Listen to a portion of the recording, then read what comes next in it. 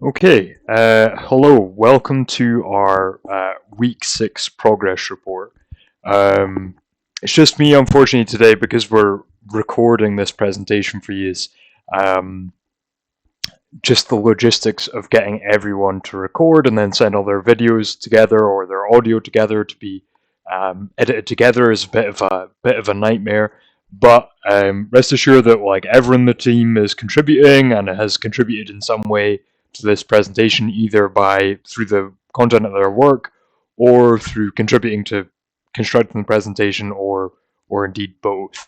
Um, uh, but yeah, without any further ado, we'll get started. So this is kind of where we're at as at the end of the first production sprint. So kind of end of week 6, start of week 7.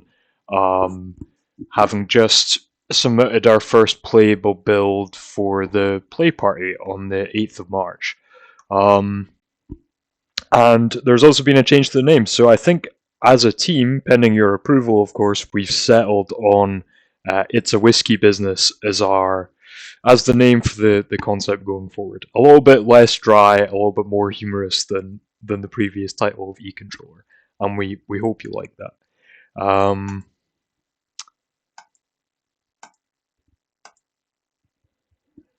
Okay, so since the last presentation, we've been working on a number of different things. So principally the first playable build for the play party, as I was saying before. We've also been working on logo designs, parts of the intro cutscene. We've got a new GitHub set up because we were having problems with the previous one, and there were some version control issues. So we've sorted those out now, and we set up a new GitHub. Which is working totally fine. We've got Wise, which is kind of for managing audio assets and integration into the project. That's been really integrated as well.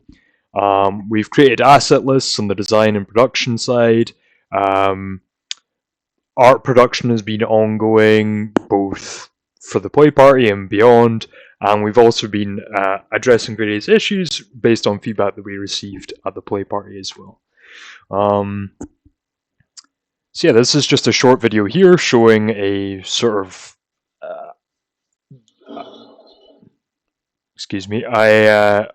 a short video of the Transform Net Zero logo coming in, perhaps during an intro cutscene.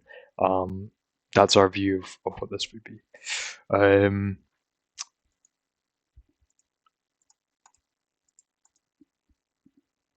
Heading on to the next slide.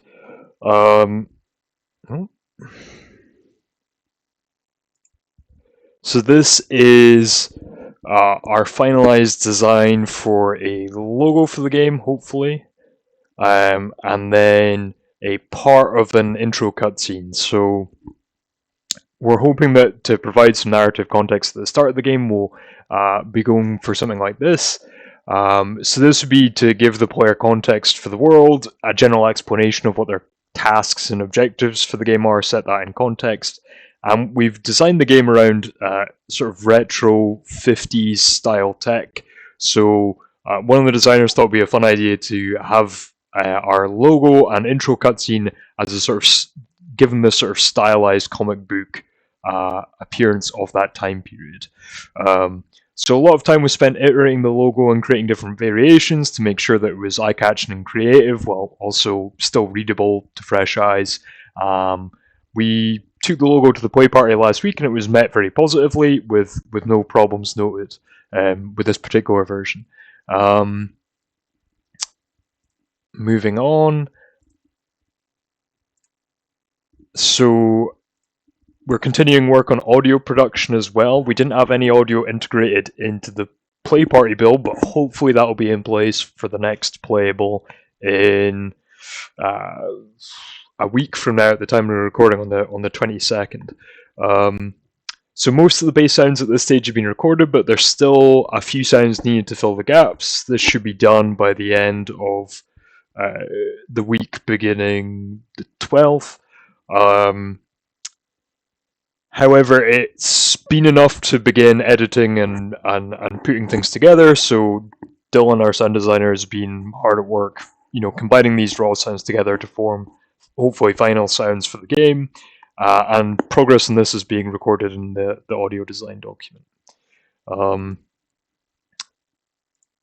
Moving further on, progress continues apace on art productions. We've got versions of what the final dashboard will look like, this image over here on the left, and then more art assets as well, you can see on the right hand side as well. So there's a video of the build embedded in this presentation, but it's quite long, so I'll just send you a link to that video where I explain the build in a little bit more detail separately in the email that's coming along with this. But that's just being hosted on YouTube, should be public, so just click on the link and you should be able to access that, no problem. But this is just me breaking down the build, what functionality we had implemented at the time of the play party, and then where we're hoping to be by the next the next submission, which would be, well, not the next submission, but the next presentation, which would be at the end of week 8.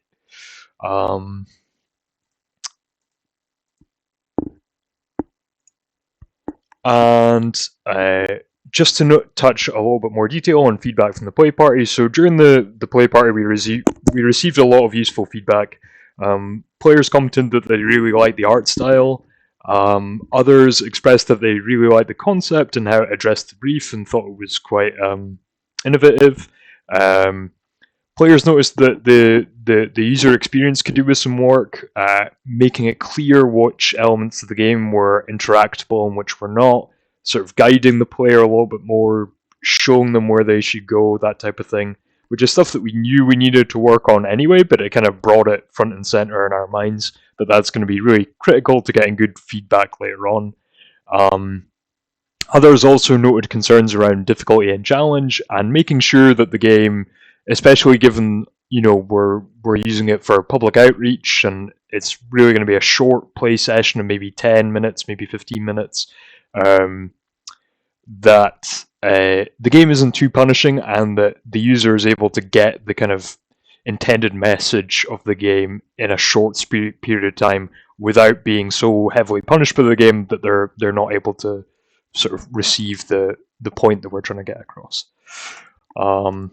And finally, just our next steps. So our next steps really are to take all the feedback given to us from the play party and identify where we need to make improvements, what people have said, or sort of focus on what people said showed promise, and then and what elements were liked, and then kind of shore up the areas that needed a little bit more work.